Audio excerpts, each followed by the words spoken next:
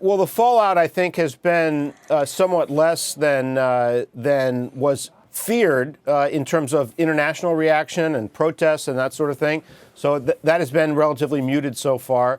I do think that we've absorbed for some years the idea that the United States government in certain places went overboard in our reaction to 9/11 and the way in which we were treating people in our custody. Abu Ghraib, was just one reflection of that. I do think it's useful for people to remember as we debate this that the Bush administration was acting out of a desire to protect the country at a time when people were scared to death about what had happened.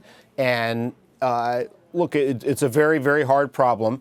The administration, the Bush administration, acknowledged even while doing that torture was a line that we shouldn't cross. But they weren't willing to call what they were doing torture. Other people were. And I think when you read this report, it's hard for a reasonable person to look at that and say that's not torture. Right. There is some nuance, though, Johnny, and the Journal points it out well in the lead editorial. And they've got, they didn't talk to any of the former CIA directors. They point some things out as well. And we do want a CIA strong enough to protect us. They will be faulted if there's another horrific attack.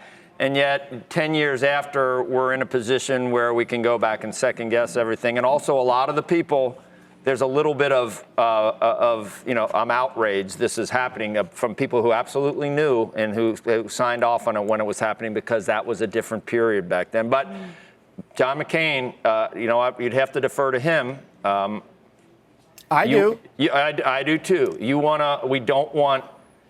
See, it's from the Bible. You don't treat people any differently than the way you'd want our guys treated. And that's what it basically comes down to. Although our guys typically, once again, though, in other parts of the world, our guys are considered terrorists. I don't consider anything that we've ever done to be rise to the level of a terrorist action.